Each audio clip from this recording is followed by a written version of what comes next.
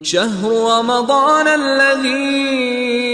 أنزل فيه القرآن هدى للناس وبينات من الهدى والفرقان اعوذ باللہ من الشیطان اللعین الرجیم بسم اللہ الرحمن الرحیم الحمد للہ وکفا وسلام علی عبادہ الذین اصطفى محمد وعطرتہ الطاہرہ واللعنۃ الدائمۃ علی اہلہا اما بعد۔ اذان محترم، ماہ مبارک رمضان کی روزانہ کی دعاؤں کی مختصر تشریح آپ کی خدمت میں مسلسل بیان کی جا رہی ہے، اور آج 18ویں دن کی دعا مولا نے یوں تعلیم فرمائی کہ بسم اللہ الرحمن الرحیم اللہم نبہنی فیہ لبرکات اسحارہ ونور فیہ قلبی بضیاء انوارہ وخذ بکل اعضائی الی اتباع آثارہ بنورک یا منور قلوب العارفین، کہ اے پروردگار، اے اللہ، میری تنبیہ فرما فی ہے اس دن میں لبرکات اسحارہ، مجھے بیدار کر، مجھے جگا، مجھے ہوش میں رکھ، یا مجھے ہوش میں لیا، مجھے حاضر رکھ، تاکہ میں برکات اسحار، اس دن کی یا اس مہینے کے جو سحری کی برکات ہیں، سحر کی برکات، سحر یعنی وہ جو سحر کے وقت کی برکات ہیں، اس کو حاصل کر سکوں۔ وَنَوِّرْ فِيهِ قَلْبِي بِضِيَاءِ أَنْوَارِهِ، اور میرے دل کو منور کر دے بِضِيَاءِ أَنْوَارِهِ، اس مہینے کے انوار کی ضیاء اور ان ساعتوں کے، کہ جو عظیم ترین ساعتیں ہیں، اس مہینے کی ساعتیں، اس مہینے کے اندر جو سحر کا وقت ہے، فطور کا وقت ہے، یہ اوقات بڑے امپورٹنٹ وقت ہیں، بڑے امپورٹنٹ اوقات ہیں۔ ان اوقات کے انوار سے میرے دل کو نور بخش اور جلا بخش۔ وَخُذْ بِكُلِّ أَعْضَاءِ إِلَىٰ اتِّبَاعِ آثَارِهِ، اور اے پروردگار، مجھے میرے اعضاء کو اس کے اندر توفیق عنایت فرما کہ تیری اتباع کی جا سکے اور اس مہینے کے آثار کی اتباع کی جا سکے۔ بنور کا، تجھے اپنے نور کا واسطہ ہے، یا منور قلوب العارفین، کہ پہچان رکھنے اور معرفت رکھنے والوں کے دلوں کو نور بخشنے والے۔ اس دن کی دعا کی تلاوت کا ثواب رسول گرامی قدر رحمۃ للعالمین صلی اللہ علیہ وآلہ وسلم، اللہم صلی علی محمد وآل محمد، حضور گرامی قدر اس طرح سے ارشاد فرماتے ہیں کہ من دعا بہ اعطی ثواب الف نبی، جو شخص اس دن کی دعا کی تلاوت کرتا ہے تو پروردگار عالم اسے اجر عطا کرے گا، ثواب عطا کرے گا، 1000 نبی، 1000 انبیاء کی نیکیوں کے ثواب کے برابر اسے پروردگار جزا عطا کرے گا، جو شخص اس دن دعا کی تلاوت کرتا ہے۔ اب دیکھیے، سحر خیزی، سحر کے وقت جاگنا، سحر کے وقت عبادت کا انجام دینا، سحر کے وقت نماز شب کی ادائیگی کرنا، سحر کے وقت پروردگار سے راز و نیاز کرنا، مناجات کرنا، دعاؤں کی تلاوت کرنا، زیارتوں کی تلاوت کرنا،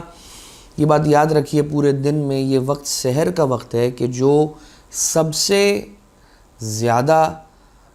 پروردگار عالم کی رحمتوں کے نزول کا وقت ہے، یہ سمجھ لیجئے، یا جس وقت رب ذوالجلال کی بارگاہ میں بس وہی آئے گا کہ جو اس سے محبت رکھتا ہے، جو اس سے مخلص ہے، جو خلوص سے اس کی بارگاہ میں آنا چاہ رہا ہے۔ آپ ذرا دیکھیے، ویسے تو سارا سال ہی جو سحر کا وقت ہے اور تہجد کا وقت ہے اور شب کا وقت ہے، رات کے 3 حصے ہیں، اور ان 3 حصوں میں سے جو آخری حصہ ہے شب کا، اس کی بات ہو رہی ہے جو سحر کا وقت کہلاتا ہے۔ اس میں آپ دیکھیے جو ہوائیں جیسی چل رہی ہوتی ہیں، وہ کیسی ہوائیں ہیں؟ ایسی ہوائیں ہیں کہ سکون انسان کو ملتا ہے اس وقت۔ اس ہوا میں ایک الگ خوشبو ہے، اس کو محسوس کرنے کی کوشش کریں۔ اسی وقت کریں گے کہ جب سحر کے وقت اٹھیں گے۔ ہم عموماً ہمارا روٹین، آج کل کا زندگی کا ہماری روٹین ہوتا ہی اس طرح کا ہے کہ سحر کے قریب تو سونے کے لیے جاتے ہیں۔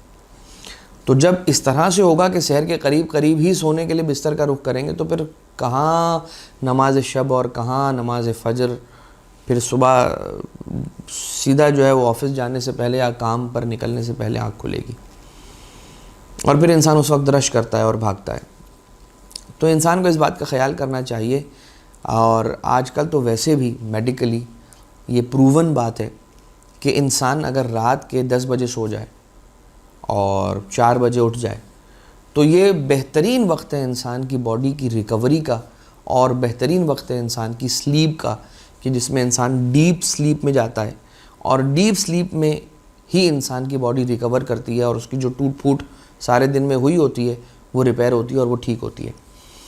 لیکن یہ ساری باتیں اس وقت ہیں کہ جب انسان اپنے لیے کچھ اچھائی اور بہتری کرنا چاہے. یا آپ دیکھ لیجئے، انسان یہ کہتا ہے کہ میں تو بڑی دیر سے جاگتا ہے اور بہت دیر سے رات میں سوتا ہے،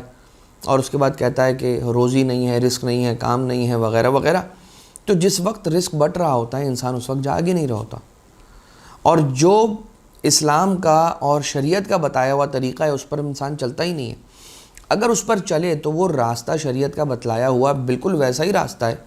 کہ آٹومیٹیکلی رزق کھنچ کے اس کی طرف آئے گا. اب انسان کو یہ سحر خیزی بلند مقامات تک پہنچاتی ہے، اور علماء کرام نے بیان کیا ہے، بڑے بڑے جو علماء گزرے اس دنیا سے رخصت ہوئے، انہوں نے کہا کہ ہم نے جو پایا وہ سحر کے وقت عبادتوں کی وجہ سے پایا. ہم اٹھ کے زیارت عاشورہ کی تلاوت کرتے تھے، ہم اٹھ کے زیارت امام حسین علیہ السلام زیارت جامعہ کی تلاوت کرتے تھے، ہم اٹھ کر دعائے نور پڑھتے تھے، یا ہم اٹھ کر نماز شب کی تلاوت ادائیگی کرتے تھے، وغیرہ وغیرہ. آپ مفاتیح کے اندر مختصر دعائے سحر ہے. بہت زیادہ سزاوار ہے یہ بات کہ انسان اس دعا کو دیکھے، اس کا ترجمہ دیکھے اور اس کی تلاوت کرے،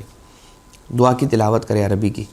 اور وہ دعا کیا ہے، میں مختصر اس کا آپ کو ایک ابتدائی کلمہ بیان کر دیتا ہوں تاکہ آپ اس کو فالو کر کے مفاتیح الجنان سے دیکھ سکیں اور اسے پڑھ سکیں ریفر کر کے. یا مفزعی عند قربتی ویا غوثی عند شدتی. آخر میں آخری جملہ ہے یا ارحم الراحمین. یا ارحم الراحمین پر آ کر یہ جملہ، یہ دعا سحر کی ختم ہو رہی ہے. آخوند کاشی رحمۃ اللہ تعالیٰ علیہ، یہ ایک عالم گزرے، اپنے زمانے کے بڑے عالم گزرے. وہ اپنے مدرسے سے باہر آئے اور ایک شاگرد نے ان کی دعوت کی ہوئی تھی، اور افطار پر شاگرد نے انہیں بلایا. وہ افطار کے بعد افطار پر گئے، ان کے یہاں پر انہوں نے افطاری کی. افطاری کرنے کے بعد شاگرد کا یہ اصرار تھا اور ضد تھی کہ استاد محترم آپ یہیں ٹھہر جائیں اور گھر نہ جائیں، یہیں پر رک جائیں اور آپ آرام فرمائیں، مجھے خوشی ہوگی کہ آپ نے میرے گھر قیام کیا. آخوند کاشی نے ایک شرط لگائی، اور وہ شرط یہ تھی کہ تم اپنے کام کرتے رہو گے اور میں اپنے کاموں میں مصروف رہوں گا. تم مجھے ڈسٹرب نہیں کرنا، میں تمہیں ڈسٹرب نہیں کروں گا. اگر یہ شرط منظور ہے تو میں رک جاتا ہوں. شاگرد نے اس بات کو قبول کیا، اور یہ ماہ رمضان کی راتیں ہیں کہ جب یہ بات طے ہوئی ہے، اور افطاری کے بعد وہ وہیں پر ٹھہر گئے. یہ شاگرد کہتا ہے کہ جب میں نے کچھ دیر بعد جا کر یہ دیکھنا چاہا کہ استاد محترم کیا کام کر رہے ہیں اور ایسا کون سا امپورٹنٹ کام ہے جسے وہ انجام دے رہے ہیں، تو میں نے یہ دیکھا کہ وہ مسلسل عبادتوں کے اندر مشغول ہیں. میں 2-3 مرتبہ گیا اور میں نے دیکھا کہ وہ مسلسل عبادت الہیہ کے اندر، عبادت پروردگار کے اندر مشغول ہیں، اور نماز شب کی